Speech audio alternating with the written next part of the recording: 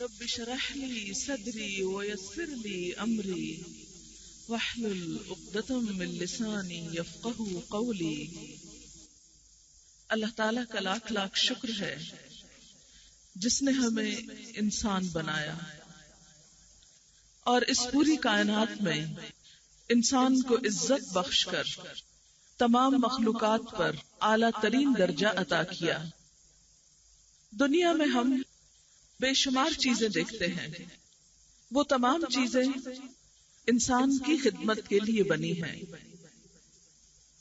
کائنات کی ایک بہترین مخلوق جو فرشتوں کے نام سے جانی جاتی ہے، جو نور سے بنے ہیں، جو کبھی غلطی نہیں کرتے، ہر دم اپنے رب کی اطاعت کرتے ہیں، وہ بھی انسان کے سامنے جھکائے گئے۔ اس سے آپ اندازہ کر سکتے ہیں کہ انسان کتنی قیمتی چیز ہے۔ اللہ سبحانہ وتعالی ارشاد فرماتے ہیں وَلَقَدْ كَرَّمْنَا بَنِي آدم، ہم نے بنی آدم کو عزت بخشی۔ دنیا میں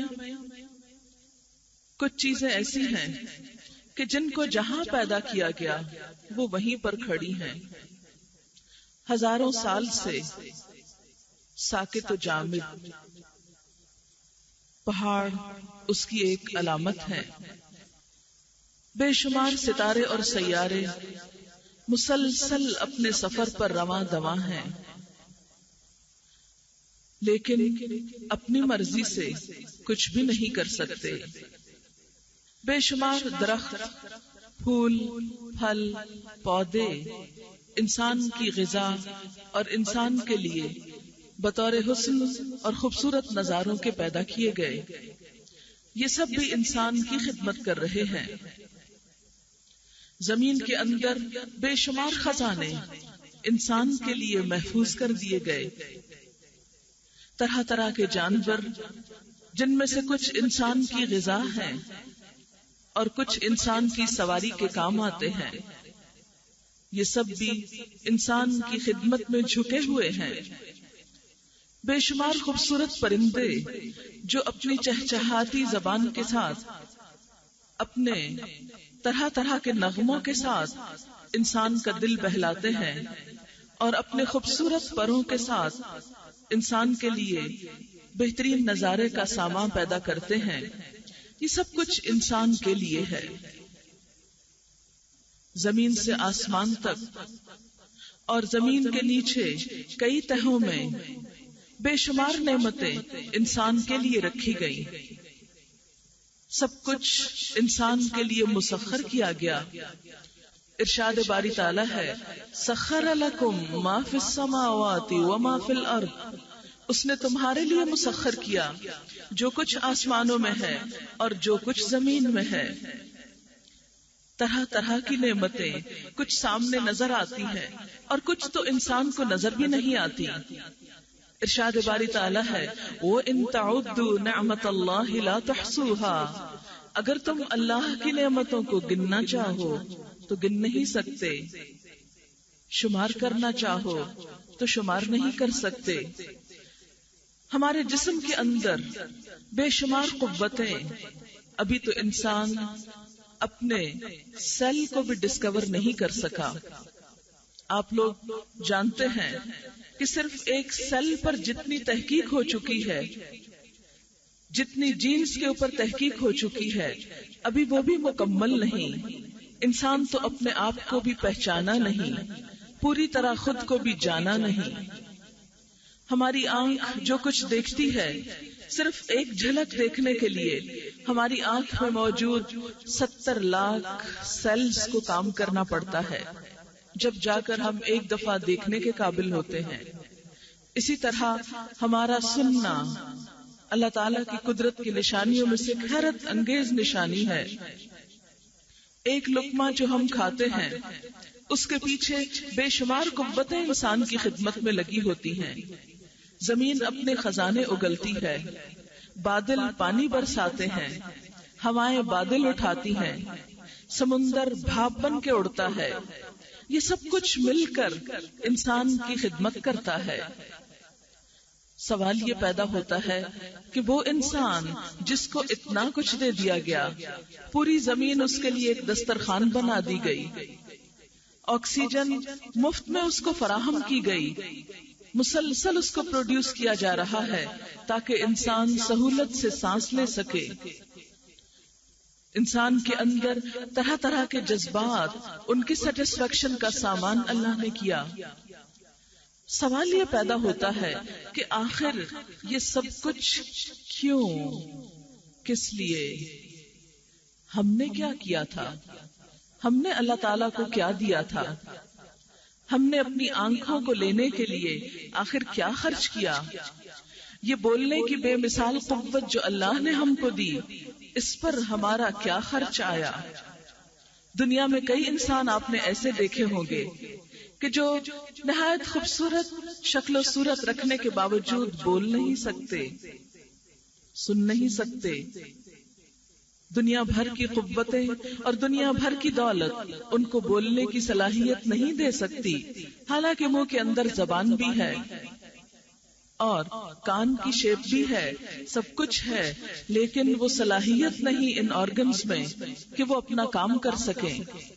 یہ بھی اللہ کی قدرت کی ایک نشانی ہے جو ہم کو بتانے کے لیے ہے کہ اللہ نہ چاہے تو تمہیں یہ نعمتیں کوئی نہیں دے سکتا، تم دنیا بھر کی دولت بھی خرچ کر ڈالو تو یہ نعمتیں حاصل نہیں کر سکتے۔ اللہ نے ہمارے ہاتھوں کو کتنا فلیکسیبل، کتنی بہترین موومنٹ کے قابل بنایا، اگر وہ ان کو سٹل ساکت کر دیتا، اکڑا ہوا بنا دیتا، لکڑی کے تختے کی طرح ہوتے تو ہم کیا کام کر سکتے تھے؟ ہم تو صرف اپنا کھانا بھی نہیں کھا سکتے تھے۔ مختلف جانوروں کے پنجے اور ہاتھ آپ دیکھتے ہیں کہ بسا اوقات وہ ان سے کچھ منہ میں نہیں ڈال سکتے، انہیں کچھ کھانے کے لیے اپنے منہ کو نیچے لے کر جانا پڑتا ہے، لیکن اللہ تعالیٰ نے انسان کو عزت دی اور اسے بہترین نعمتیں دی جس سے وہ عمدہ طریقے سے زندگی بسر کر سکتا ہے۔ تو بات یہ ہے کہ اللہ تعالیٰ نے ہمیں یہ سب کچھ دے کر ہم سے مانگا کچھ نہیں، وہ ہمارے مال و دولت سے بالکل متاثر نہیں ہوتا، اس لیے کہ یہ مال و دولت تو خود اس نے ہمیں دیا ہے۔ وہ ہماری شکل و صورت سے بھی متاثر نہیں ہوتا کہ کوئی شخص کتنا خوبصورت اور کتنا سمارٹ ہے، اس لیے کہ یہ سارا حسن تو اسی کی دین ہے۔ وہ ہماری ذہانت سے بھی بالکل امپریس نہیں ہوتا، اس لیے کہ یہ ذہانت تو اس کی اپنی دی ہوئی ہے، برین کو کام کرنا خود اس نے سکھایا ہے۔ پھر وہ ہم سے کیا چاہتا ہے؟ آخر اتنا کچھ جو اس نے ہم کو دیا تو اس نے ہم سے بھی کچھ چاہا ہوگا۔ وہ کیا چیز ہے جو اس نے ہم سے چاہی ہے؟ وہ دراصل انسان کی بندگی ہے۔ اللہ تعالیٰ تو زمین و آسمان کے خزانوں کا مالک ہے، ہر چیز اس کے قبضہ قدرت میں ہے، اس کے اختیار میں ہے، ہر چیز اس کے حکم پر چل رہی ہے۔ کسی بھی بڑی سے بڑی چیز کو بنانے کے لیے اسے صرف کلمہ کن کہنے کی ضرورت ہے، کن ہو جا فیکون، تو وہ ہو جاتی ہے۔ وہ انسان کو یہ ساری نعمتیں دے کر انسان سے کیا چاہتا ہے؟ کیا کبھی ہم نے اس پر غور کیا؟ کیا یہ سب کچھ اس نے بیکار میں ہمیں دے رکھا ہے؟ آپ تھوڑی دیر کے لیے سوچئے کہ اگر کوئی شخص آپ کو جہاز کا ٹکٹ دے کر یہ کہے کہ جائیے آج اسلام آباد جائیے اور یہ واپسی کا ٹکٹ ہے، پھر 1 دن یا 2 دن کے بعد آپ واپس آ جائیے، تو کیا آپ وہ ٹکٹ لے کے چل پڑیں گے؟ کیا آپ اس سے پوچھیں گے نہیں کہ مجھے یہ ٹکٹ کیوں دیا جا رہا ہے؟ میرے اسلام آباد بھیجے جانے کا مقصد کیا ہے؟ یا آپ محض اس لیے چل پڑے کہ چلیے جہاز میں بیٹھنے کا موقع مل گیا تو وہاں جا کر کچھ دن ٹھہر کر پھر واپس آ جاؤں گا؟ اور ٹکٹ دینے والا آپ سے یہ بھی نہ واپسی پر پوچھے کہ تم نے وہاں جا کر کیا کیا، انجوائے کیا یا کوئی پریشانی ہوئی، کوئی اچھا کام کیا یا کسی کو ستا کر آئے؟ کبھی ایسا تو نہیں ہوا۔ اگر ایسا ہو تو یہ تو بالکل ایک نان سینس سی بات لگتی ہے۔ مثلاً آپ کے والدین آپ کو یہاں ہر روز کالج میں بھیجتے ہیں، انہوں نے آپ کو یہاں پر داخل کروایا، کتابیں خرید کر دی، وہ آپ کی فیس دیتے ہیں، کیا سال کے بعد ان کو یہ پوچھنے کا حق نہیں کہ آپ نے سال بھر میں کیا کیا؟ جس کام کو بھیجا تھا وہ ہوا یا نہیں ہوا؟ اگر سال کے بعد آپ ان سے یہ کہہ دیں کہ میں نے تو کچھ بھی نہیں کیا، میں روز کالج میں اندر جاتی تھی اور وقت گزار کے باہر آ جاتی تھی، تو ظاہر ہے کہ والدین نے صرف اندر وقت گزارنے کے لیے، کھیلنے کودنے کے لیے، بات چیت کے لیے، کھانے پینے کے لیے اور محض دوستی کرنے کے لیے نہیں بھیجا۔ آپ کے کالج میں آنے کا کوئی نہ کوئی مقصد ہے۔ اسی طرح ایک شخص اگر ہاسپٹل جاتا ہے تو وہ محض مریضوں کو دیکھنے کے لیے یا سیر کرنے کے لیے نہیں جاتا، یا تو وہ ڈاکٹر کی حیثیت سے جاتا ہے اور مریضوں کا علاج کرتا ہے، یا وہ مریض کی حیثیت سے جاتا ہے اور اپنا علاج کرواتا ہے۔ یہ کبھی نہیں ہوا کہ ایک شخص ہاسپٹل تو جائے لیکن گھوم پھر کر واپس آ جائے، اور اگر اس سے پوچھا جائے تو وہ صرف یہ کہے کہ ہاں میں کچھ دن محض دیکھنے کے لیے گیا تھا۔ کوئی بھی شخص بلا وجہ ہاسپٹل نہیں جایا کرتا۔ انسان کہیں پر جو جاتا ہے تو اپنے ذہن میں ایک واضح مقصد لے کر جاتا ہے، اور جب واپس آتا ہے تو اپنا حساب کرتا ہے کہ کیا میرا وہ مقصد پورا ہوا یا نہیں۔ تو بات یہ ہے کہ اس دنیا میں آنا بھی ہمارا محض بیکار نہیں۔ صرف ہم یہاں کھانے پینے کو نہیں آئے، صرف سیر و تفریح کو نہیں آئے، صرف دنیا کے یہ خوبصورت نظارے دیکھنے کو نہیں آئے، یا چند چیزوں کو زمین سے کھود کر نکال کر استعمال کرنے کو، یا ستاروں کی موومنٹ کو دیکھ کر اس سے کچھ باتیں اخذ کرنے کو، یا نیچر کے کچھ لاز کو جاننے کو نہیں آئے۔ ہمارا یہاں آنے کا مقصد اس سے بڑھ کر ہے، اس سے آگے ہے، اور وہ کیا ہے؟ ہم سب کو یہ معلوم ہونا چاہیے کہ ہمیں جو اس دنیا میں طرح طرح کی نعمتیں دے کر پیدا کیا، تو آخر اس کا بھی تو کچھ مقصد ہوگا۔ اللہ سبحانہ وتعالی قرآن پاک میں فرماتے ہیں ما خلقنا السماوات والارض وما بینہما لاعبین، کہ ہم نے آسمانوں اور زمین کو اور جو کچھ ان دونوں کے درمیان ہے کھیل تماشے کے طور پر نہیں پیدا کیا۔ ما خلقناہما الا بالحق، ہم نے ان کو حق کے ساتھ پیدا کیا۔ وہ حق کیا ہے؟ وہ مقصد کیا ہے؟ وہ بات کیا ہے؟ اور پھر انسان کے بارے میں بھی فرمایا افحسبتم انما خلقناکم عبثا وانکم الینا لا ترجعون، کیا تم سمجھتے ہو کہ ہم نے تمہیں یوں ہی بیکار پیدا کر دیا اور یہ کہ تم ہماری طرف واپس نہ پلٹائے جاؤ گے؟ یعنی انسان کو یہ کہا گیا کہ کیا تم سمجھتے ہو کہ تمہیں یوں ہی دنیا میں کھیل کود کے لیے پیدا کر دیا گیا، بیکار اور بے مقصد پیدا کر دیا گیا، اور یہ کہ تمہیں اس زندگی کے بعد کہیں اور نہیں جانا؟ نہیں، ایسا نہیں۔ اللہ تعالیٰ فرماتے ہیں اَيَحْسَبُ الْإِنسَانُ أَن يُتْرَكَ سُدًى، کیا انسان سمجھتا ہے کہ اسے یوں ہی بیکار چھوڑ دیا جائے گا؟ اسے یہ سب کچھ دے کر اس سے پوچھا نہ جائے گا کہ اس نے ان چیزوں کو پا کر کیا کیا؟ یقیناً اس سے پوچھا جائے گا۔ اللہ تعالیٰ فرماتے ہیں وَلَتُسْأَلُنَّ يَوْمَئِذٍ عَنِ النَّعِيمِ، اور تم اس دن نعمتوں کے بارے میں ضرور پوچھے جاؤ گے، تم سے سوال کیا جائے گا۔ وہ کیا سوال ہے جو ہم سے کیا جائے گا، اور وہ کیا بات ہے جو ہم سے پوچھی جائے گی، اور کیا واقعی ہماری واپسی بھی ہے؟ اور یہ ایک یقینی بات ہے۔ جی ہاں، ہر چیز ہم دیکھتے ہیں دنیا میں کہ جوڑا جوڑا ہے۔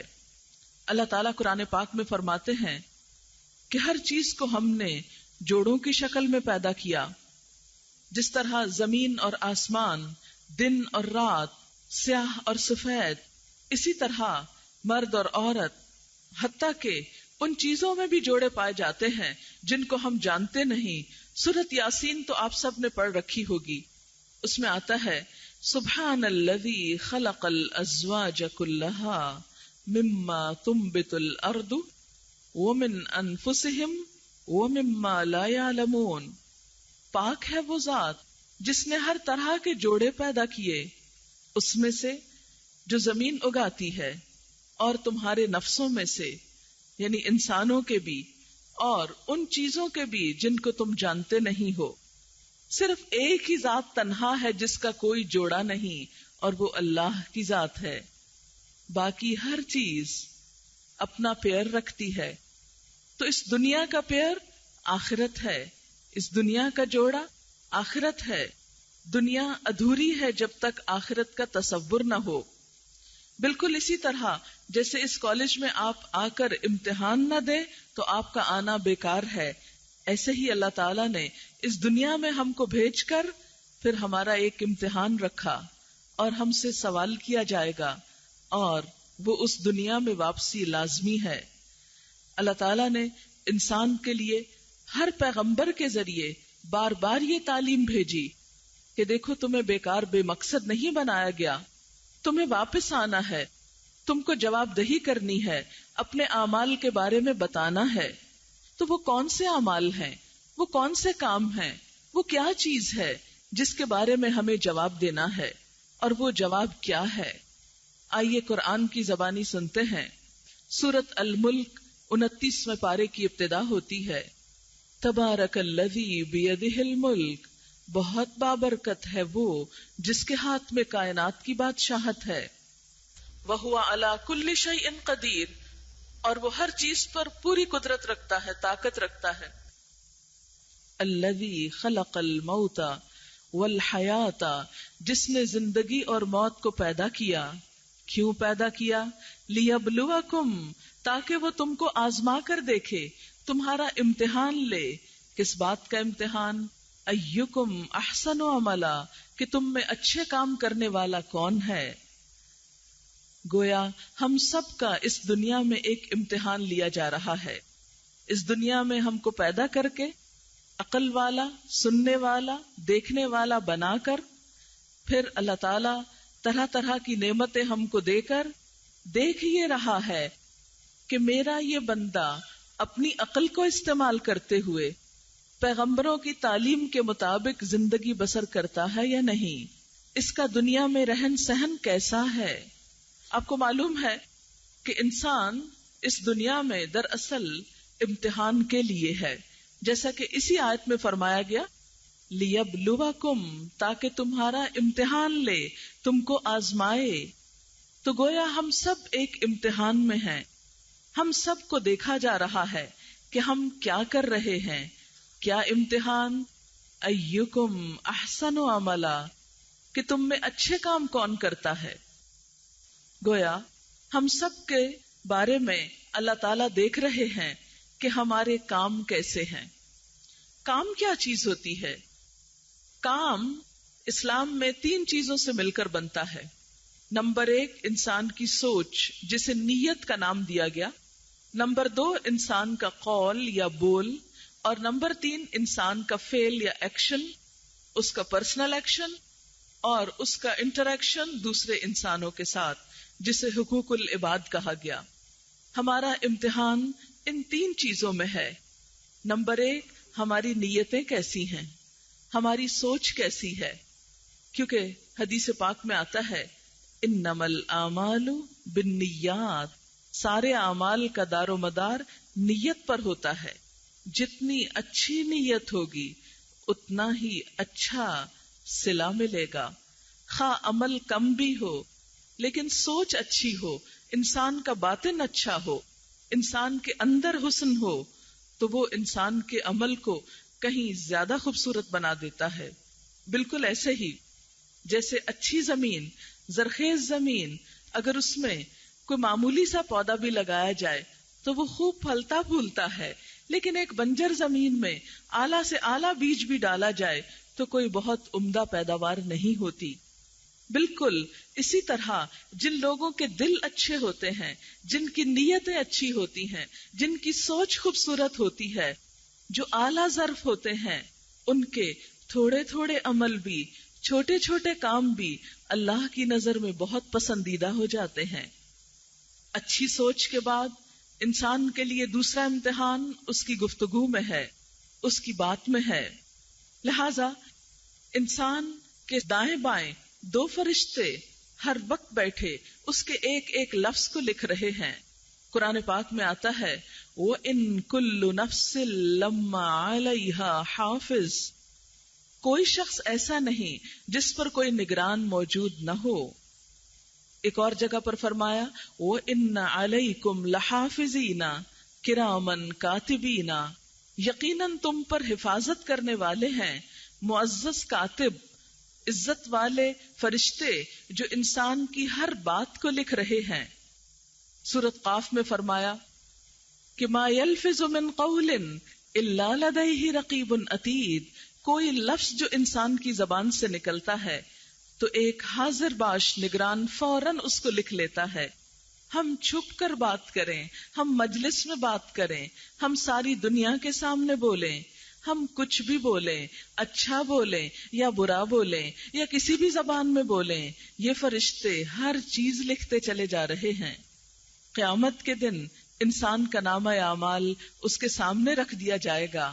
سورۃ بنی اسرائیل میں آتا ہے اللہ تعالیٰ فرمائیں گے اقرأ کتابک، اپنی کتاب خود پڑھو. اقرأ کتابک کفا بنفسک اليوم علیک حسیبا، آج اپنا حساب کرنے کے لیے تم خود ہی کافی ہو. تم اپنی ججمنٹ خود ہی کر سکتے ہو کہ کیسی باتیں کرتے رہے ہو. کیوں؟ اس لیے کہ ہر انسان کو خود پتا ہوتا ہے کہ وہ کیا کر رہا ہے.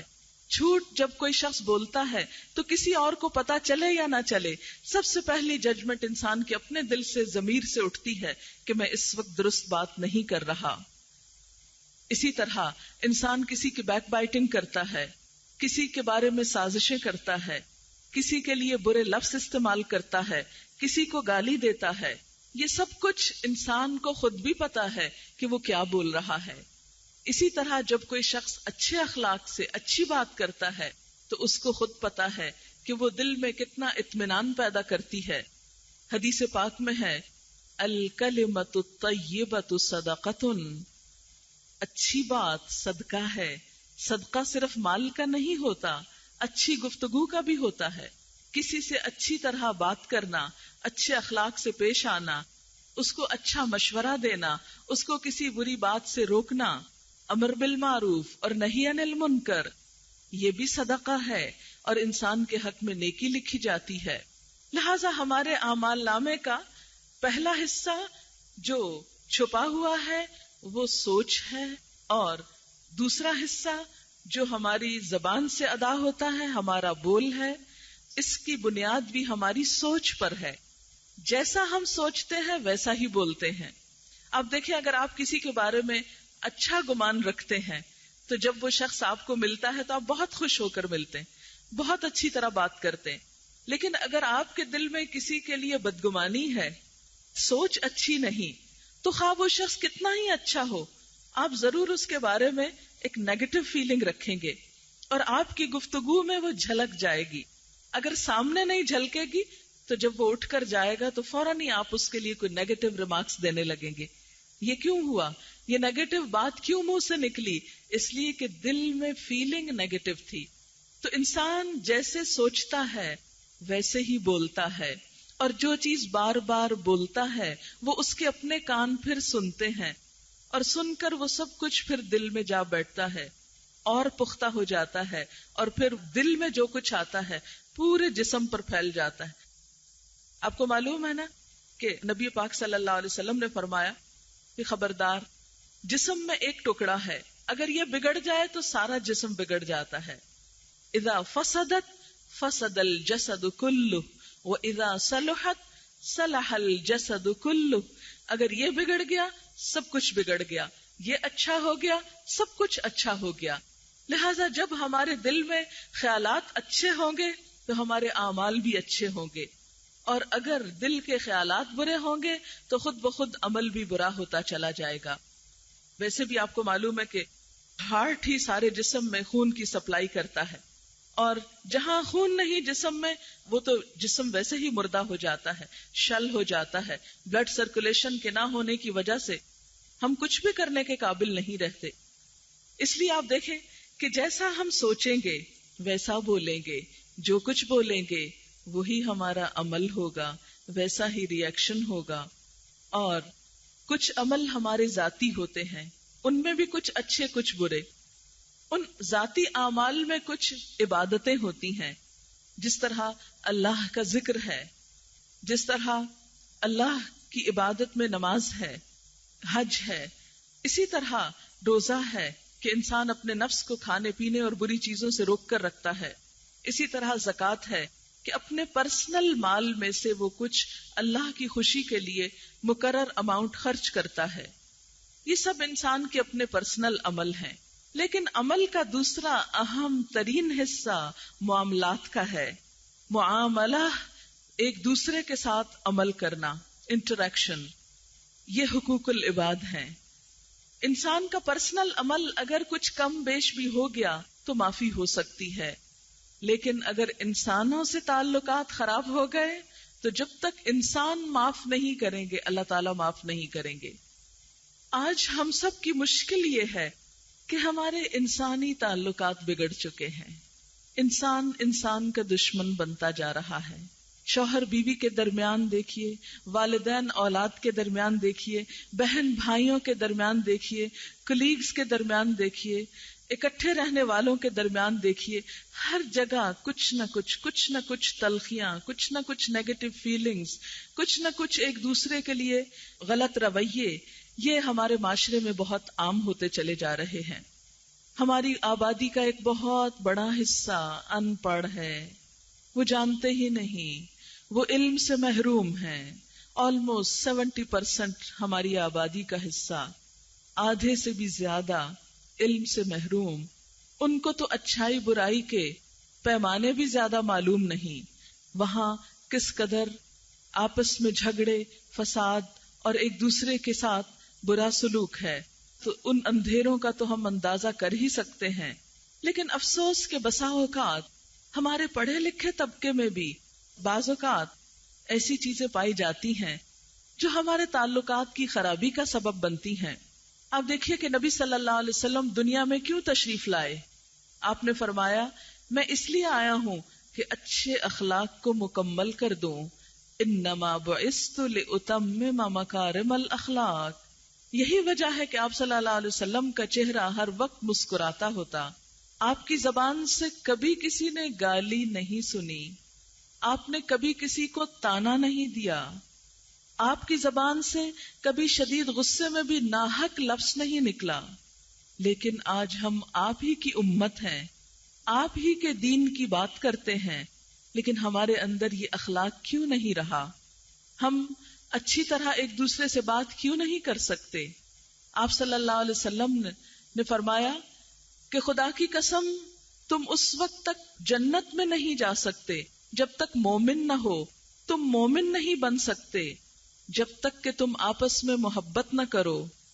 3 چیزیں، جنت نہیں جب تک ایمان نہ ہو، ایمان نہیں جب تک آپس کی محبت نہ ہو.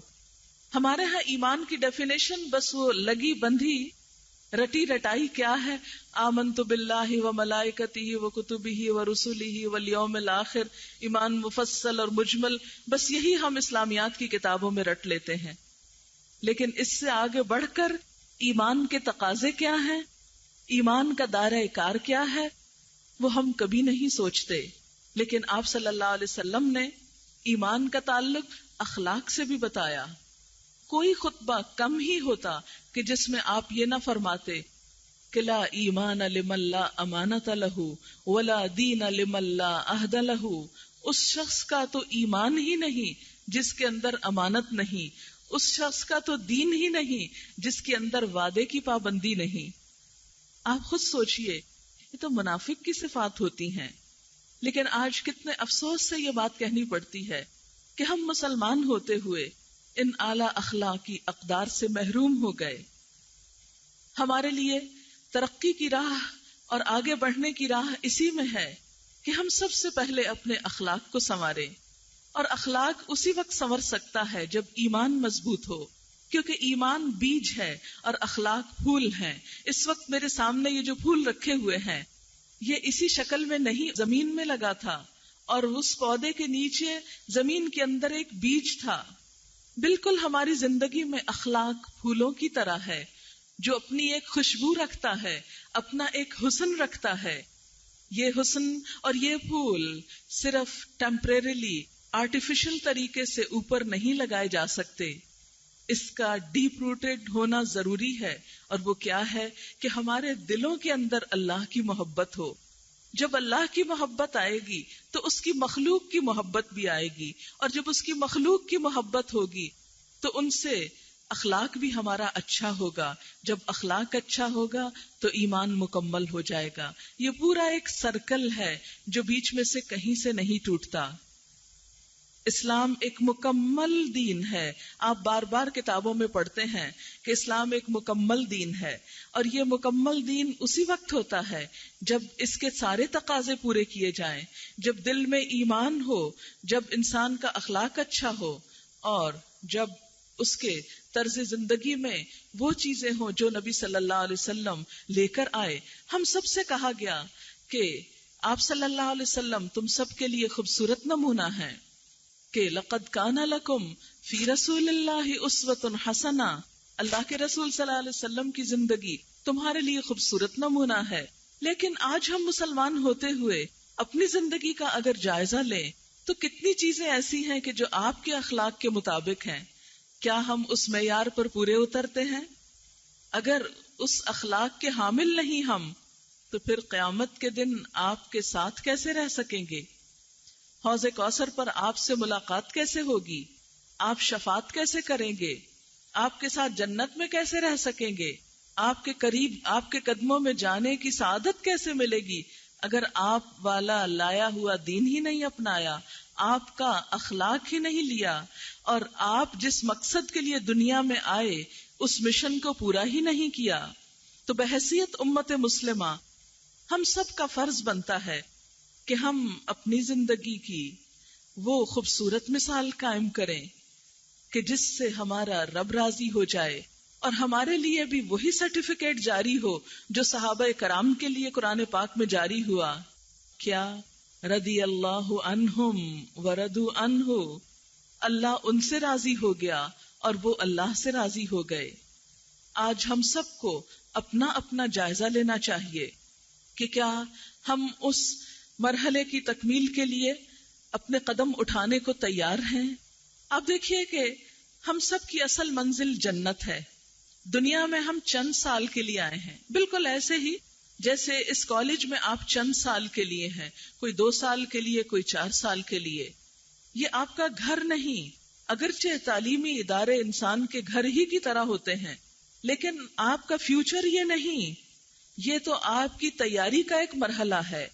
بالکل اسی طرح جنت اصل گھر ہے، دنیا تیاری کی جگہ ہے، ٹیمپریری، عارضی، وقتی جگہ، کہ جہاں ہمیں اپنے اگلے گھر کے لیے کچھ تیار کر کے بھیجنا ہے.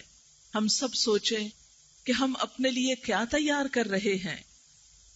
یاد رکھیے، جنت پرامن لوگوں کی بستی ہے، جنت پرامن لوگوں کی جگہ ہے. وہاں ان لوگوں کا داخلہ ممنوع ہے جو لڑنے جھگڑنے والے ہوں، جو گالی گلوچ کرنے والے ہوں، جو کالے دل رکھتے ہوں، جو لوگوں سے نفرت کرتے ہوں. جنت ان کے لیے نہیں. حتیٰ کہ اگر کسی شخص کے عمل بہت اچھے ہوئے لیکن اس کے دل میں کچھ نہ کچھ ایسی چیز باقی بچ گئی، تو حدیث پاک میں آتا ہے کہ وہ جنت میں داخل ہونے سے پہلے ایک پل پر روکے جائیں گے جہاں ان کے دلوں کو صاف کیا جائے گا، پھر وہ جنت میں جا سکیں گے. لیکن اگر یہ صفائی کی کوشش اس دنیا میں شروع ہوگی تو ہی وہاں تک پہنچ سکیں گے. لہذا ہمیں اپنے اعمال کی اصلاح صرف ظاہر سے نہیں، اندر سے شروع کرنی ہے. اپنے دلوں کا جائزہ لینا ہے. ایمان کی علامت قرآن میں بتائی گئی، والذین آمنوا اشد حبا للہ. وہ لوگ جو ایمان لائے اللہ کی محبت میں سب سے زیادہ شدید ہوتے ہیں، سب سے آگے ہوتے ہیں. لہٰذا ہم سب اپنے دلوں کو ٹٹولیں کہ اس میں اللہ کی محبت کتنی ہے، اللہ کی معرفت کتنی ہے، اللہ کی پہچان کتنی ہے. اور اپنی گفتگو کا جائزہ لیں کہ اس میں اللہ کی بات کتنی ہے، ہم کتنا دن میں اللہ کا ذکر کرتے ہیں. نبی صلی اللہ علیہ وسلم کے بارے میں آتا ہے کان یذکر اللہ فی کل احیان، کہ وہ ہر وقت اللہ کا ذکر کرتے تھے، چلتے پھرتے اٹھتے بیٹھتے. جیسے قرآن میں آتا ہے الذین یذکرون اللہ قیاما وقعودا وعلی جنوبہم، کہ وہ اللہ کو یاد کرتے رہتے ہیں. کیونکہ جس سے محبت ہو وہ تو ہر دم دل میں رہتا ہے نا، ہر دم انسان اس کو یاد کرتا ہے. تو ایمان والے کون ہوتے ہیں؟ جو ہر ایک سے بڑھ کر اللہ سے محبت کرتے ہیں. اس لیے ہم سب نمبر 1 اپنے دل کا جائزہ لیں کہ اللہ کی محبت کتنی ہے. نمبر 2 اپنی زبان کا جائزہ لیں کہ اللہ کی یاد کتنی ہے، ہم کتنا ذکر کرتے ہیں. آپ کو معلوم ہے کہ کائنات میں ہر چیز اللہ کا ذکر کر رہی ہے. قرآن پاک میں آتا ہے وَإِن مِّن شَيْءٍ إِلَّا يُسَبِّحُ بِحَمْدِهِ وَلَكِن لَّا تَفْقَهُونَ تَسْبِيحَهُمْ، کوئی چیز ایسی نہیں جو اللہ کی تسبیح نہ کرتی ہو لیکن تم ان کی تسبیح سمجھتے نہیں. ہر چیز اس کا ذکر کر رہی ہے، ایک ایک ذرہ اس کے ذکر میں ہے. لہذا دوسرا اہم کام جو کرنے کا ہے وہ کیا کہ ہم بھی ذکر کریں. آپ سب جیسے کالج میں آ رہے ہوتے ہیں، ٹریول کر کے آتے ہیں، خواہ پیدل آئیں، خواہ بس پہ آئیں، خواہ گاڑی میں آئیں. آتے ہوئے بعض اوقات ہم بالکل خاموش بیٹھے رہتے ہیں، بعض اوقات اشاروں پہ گاڑیاں رکتی ہیں، ہم بہت بیزار ہوتے ہیں. ان سب اوقات کو بہت خوبصورت طریقے سے گزارنے کا نسخہ کیا ہے کہ ایسے وقت میں خاموش نہ رہیں، اپنا وقت نہ ضائع کریں، اور کچھ نہیں کر سکتے اللہ کا ذکر کرتے رہیں. کم از کم ایک تسبیح سبحان اللہ و بحمدہ سبحان اللہ العظیم کی. آپ صلی اللہ علیہ وسلم نے فرمایا کلمتان، 2 کلمے ہیں، خفیفتان علی اللسان، زبان پہ بہت ہلکے ہیں، ثقیلتان فی المیزان، میزان میں بہت بھاری ہیں، حبیبتان الی الرحمن، رحمان کو بہت محبوب ہیں. اور وہ کیا ہیں؟ سبحان اللہ و بحمدہ سبحان اللہ العظیم. کم از کم ایک تسبیح، یا انگلیوں پہ بھی ہمارے اللہ تعالیٰ نے ایسے نشان رکھے ہیں کہ جن پہ ہم بیٹھے بیٹھے انگنت دفعہ بھی تسبیح کر سکتے ہیں. ہم اگر اپنا معمول بنا لیں تو ہمارا کچھ بھی نقصان نہیں. اور آپ دیکھیں گے کہ اگر یہ ذکر پابندی سے ہوگا تو آپ کے دل میں اللہ کی محبت خود بخود آنے لگے گی. کیونکہ انسان جس کو یاد کرتا رہتا ہے اس کی محبت دل میں اتنی ہی زیادہ ہوتی رہتی. کوئی بھی چیز کتنی بھی خوبصورت ہو، اگر اس کو آپ بند کر کے رکھ دیں تو آپ اس کو بھول جائیں گے. اللہ کی یاد، اللہ کی محبت کتنی بھی آپ کے دل میں ہو، لیکن اگر آپ اس کو چھیڑیں گے نہیں، اس کا ذکر نہیں کریں گے تو وہ سو جائے گی، وہ سٹل ساکت ہو جائے گی. لہذا ہر روز لازمی طور پر، کیونکہ وہ ذکر جو پابندی سے نہ کیا جائے وہ اتنا فائدہ نہیں دیتا، تو آپ اپنی عادت بنا لیجئے آتے ہوئے کم از کم ایک تسبیح سبحان اللہ و بحمدہ سبحان اللہ العظیم کی. آپ لازمی طور پہ محسوس کریں گے کہ آپ کے دل کو اطمینان ہونے لگا ہے، آپ کے سکون میں اضافہ ہوگا، آپ کے اضطراب میں کمی ہوگی. کیونکہ اللہ کا وعدہ ہے الا بذکر اللہ تطمئن القلوب، سنو اللہ کے ذکر سے دل اطمینان پاتے ہیں. دوسری چیز، جب آپ واپس جا رہے ہوں گھر تو ایک اور چیز اگر پڑھ سکیں وہ ہے استغفر اللہ ربی من کل ذنب واتوب الیہ. نبی صلی اللہ علیہ وسلم اللہ کے محبوب ترین تھے، اس کے باوجود دن میں 70 سے 100 بار استغفار پڑھتے تھے. کم از کم 70 اور زیادہ سے زیادہ 100 دفعہ. اگر اللہ کے رسول صلی اللہ علیہ وسلم اتنے بلند مرتبے رکھتے ہوئے استغفار پڑھتے تھے تو کیا ہمیں ضرورت نہیں؟ ہم تو ہر لمحے کچھ نہ کچھ گناہ کر لیتے ہیں، چاہتے نہ چاہتے ہوئے، تو ہمیں بھی استغفار کی ضرورت ہے. حدیث پاک میں ہے من لزم الاستغفار، جس نے پابندی سے استغفار پڑھا، جعل اللہ لہ من کل ہم فرجا، اللہ ہر مشکل سے نکلنے کا اس کے لیے کوئی راستہ بنا دے گا. کہیں بھی راستہ بند ہوا، کچھ نہ کچھ راستہ نکل آئے گا، ہر مشکل کا حل مل جائے گا. اس لیے ایک تسبیح استغفار کی اور وہ واپسی پہ اپنی عادت بنا لیں. یہ میں آنے اور جانے کی بات اس لیے کر رہی ہوں، کوئی پابندی نہیں کہ آپ اسی وقت میں پڑھیں، لیکن اس طرح ایک تو سفر اچھا گزرے گا، دوسرا آپ بھولیں گے نہیں۔ اگر کسی اور ٹائم پر رکھیں گے تو آپ کو یاد ہی نہیں رہے گا، اگر نماز کے بعد رکھیں گے تو نماز میں اتنا وقت لگ جاتا ہے کہ اس کے بعد اگر تسبیحاں کرنی شروع کر دے تو اور زیادہ وقت لگ جائے گا۔ اس لیے ایک تسبیح آتے میں، ایک جاتے میں، اور اس کے علاوہ آپ بیٹھے کچھ بھی کر رہے ہیں، آپ اپنے زبان سے کبھی درود شریف پڑھیے صلی اللہ علیہ وسلم یا اللہم صلی علی محمد، یہ چھوٹے سے چھوٹا درود ہے۔ ایک دفعہ درود پڑھنے سے 10 رحمتیں آتی ہیں، تو انسان اللہ کی رحمتوں کے سائے میں رہتا ہے اگر اس کی زبان درود شریف کے ساتھ ذکر میں مشغول رہتی ہے۔ اسی طرح اگر کبھی پریشانی ہو تو لا الہ الا انت سبحانک انی کنت من الظالمین، یا حی یا قیوم برحمتک استغیث، اور اسی طرح دیگر مسنون اذکار آپ کر سکتے ہیں۔ تو پہلی چیز دل میں اللہ کی محبت، اور اس کو لانے کا طریقہ کیا ہے؟ اللہ کا ذکر۔ اور تیسری چیز جو عمل کو بہتر بنانے کے لیے ہے وہ کیا ہے؟ اللہ کی کتاب قرآن۔ زندگی میں ہم کتنی کتابیں پڑھ ڈالتے ہیں، اس دنیا سے جانے سے پہلے کم از کم ایک بار اللہ کی کتاب کو ضرور پڑھ لیجئے، دیکھیں تو صحیح اس نے کیا بھیجا۔ کیا جب ہم اللہ کے سامنے جا کر قیامت کے دن کھڑے ہوں گے، ہم سب کا یقین ہے نا، ایمان ہے نا کہ ہمیں کھڑے ہونا ہے، ہم سب کو واپس جانا ہے، کوئی بھی ہمیشہ یہاں نہیں رہتا، خواہ کوئی نبی ہو، پیغمبر ہو، ولی ہو، بزرگان دین ہو، کوئی عام انسان ہو، سب کو واپس جانا ہے۔ ہر ایک اپنے لمیٹڈ پیریڈ کے لیے دنیا میں آیا اور واپس جا کر اپنے اللہ کے حضور کھڑے ہونا ہے۔ اگر اس نے پوچھا کہ بتاؤ جو کتاب میں نے بھیجی تھی اس کا کیا کیا تھا، یہ اللہ کا کلام ہے جو ہمارے اور اللہ کے درمیان کمیونیکیشن کا ذریعہ ہے، تو ہم کیا جواب دیں گے؟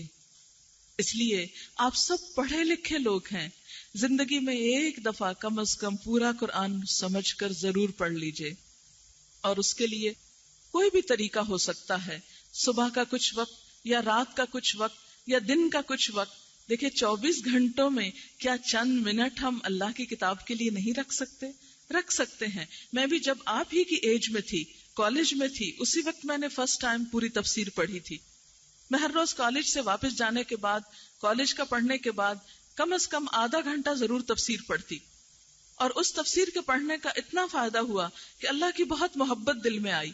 پھر ایسے جذبات تھے کہ اتنی خوبصورت باتیں ہیں، یہ سب لوگوں کو نہیں پتا، اوروں کو بھی بتانی چاہیے، اور وہ پھر آہستہ آہستہ میری زندگی کا ایک مشن ہی بنتا چلا گیا، کیونکہ اللہ کا کلام اتنا خوبصورت ہے جو اپنے دل کو تو اطمینان دیتا ہی ہے، لیکن جب انسان دوسروں کو دکھی دیکھتا ہے تو سوچتا ہے کیوں نہ ان کے دکھ پہ مرہم رکھنے کے لیے یہ باتیں ان کو بھی بتا دی جائیں۔ جیسے ابھی میں نے کہا کہ ہمارا امتحان گفتگو کا بھی ہے، تو جب انسان اللہ کی بات پڑھتا ہے تو اللہ کی بات ہی گفتگو میں خود بخود شامل ہو جاتی۔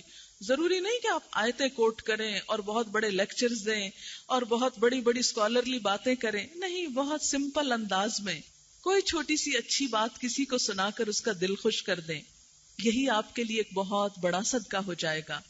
اسی طرح اپنے معمولات میں مال کا صدقہ بھی کچھ نہ کچھ ضرور کیا کریں، تھوڑا بہت، چاہے کوئی کھانے کی چیز ہو، کیونکہ ہر شخص کے اوپر صدقہ واجب ہے۔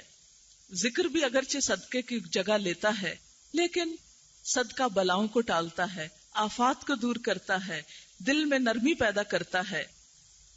آپ صلی اللہ علیہ وسلم کے پاس ایک شخص آیا، کہنے لگا یا رسول اللہ صلی اللہ علیہ وسلم، میرا دل بڑا سخت ہے، مجھے بتائیے کہ میں کیا کروں؟ آپ نے فرمایا یتیم کے سر پہ ہاتھ رکھو، یتیم کے سر پہ ہاتھ رکھو، اور مسکین کے ساتھ بیٹھ کے کھانا کھاؤ۔ مسکین کے ساتھ بیٹھنا، کسی مسکین کو کھانا کھلانا، یہ ایسی چیزیں ہیں جو انسان کا دل نرم کرتی ہیں۔ ہمارے آس پاس ضرور ایسے ضرورت مند لوگ موجود ہوتے ہیں کہ جن کے سینوں میں ہمارا جیسا دل ہے، جن کی خواہشات ہیں، جن کی حسرتیں ہیں، جن کا پیٹ بھوکا ہے، اور جو علم سے محروم ہیں، جو لباس سے محروم ہیں۔ کیا ہم اپنی زائد از ضرورت چیزیں ان کے استعمال میں نہیں دے سکتے؟ دے سکتے ہیں، تھوڑی سی توجہ کی ضرورت ہے۔ اگر ہم سب پاکستانی جن کے پاس کچھ ضرورت سے زائد ہے وہ ان کو دے دیں، جن کے پاس کچھ نہیں تو بہت جلد خوشحالی آ سکتی ہے. امت مسلمہ تو ایک جسم کی طرح ہوتی ہے جس کا ہر عضو دوسرے کو سپورٹ کرتا ہے. آپ نے فرمایا ایک عمارت کی طرح ہوتی ہے جس کی ہر اینٹ دوسرے کو مضبوط کرتی ہے. کوئی بھی انسان ہو، خواہ وہ ہمارے مذہب کا ہو یا نہ ہو، لیکن وہ اللہ کی تخلیق تو ہے نا، اللہ کی مخلوق تو ہے. اس کے ساتھ خیر خواہی، اس کے ساتھ بھلائی، اس کے ساتھ اچھا سلوک، یہ مسلمان کا شعار ہونا چاہیے. سب سے پہلے کام مسکرانا سیکھیے انسانی معاملات میں. نمبر 2، سلام کرنا شروع کیجیے. آپ دیکھیں گے کہ بہت سارے لوگوں کے ساتھ آپ کے تعلقات خود بخود اچھے ہو جائیں گے. عموماً بچیاں جب شادی کے بعد سسرال جاتی ہیں تو بہت بگاڑ شروع ہو جاتے ہیں. ساس بہو کا جھگڑا ہمارے معاشرے کا ایک اہم ترین ایشو بن چکا ہے. ینگ ایج میں طلاق کا ریشو بڑھتا چلا جا رہا ہے. ان مسائل پہ کیسے قابو پایا جائے؟ صرف اپنے حقوق جان کر نہیں، کچھ سیکریفائس کر کے. اس اچھے انسانی تعلقات کا آغاز مسکرانے سے اور سلام میں پہل کرنے سے. اگر یہ 2 چیزیں ساتھ رہیں تو انشاءاللہ بہت سے مشکل مرحلے آسانی سے طے ہو جائیں گے. آج کے لیے بس یہی چند باتیں آپ کی خدمت میں گوش گزار کرنا تھی. اللہ کرے کہ ان میں سے کچھ تو عمل میں رہ جائیں. اگر رہ گئیں تو میں سمجھوں گی کہ میرا آنا کسی کام آ گیا. اللہ تعالیٰ آپ سب کو دنیا اور آخرت کی بہترین خوشیاں عطا کرے اور ہم سب کو بہترین انسان بنائے اور جنت جیسی پرامن بستی میں رہنے کے قابل بنائے. وآخر دعوانا ان الحمدللہ رب العالمین. والسلام علیکم ورحمۃ اللہ وبرکاتہ.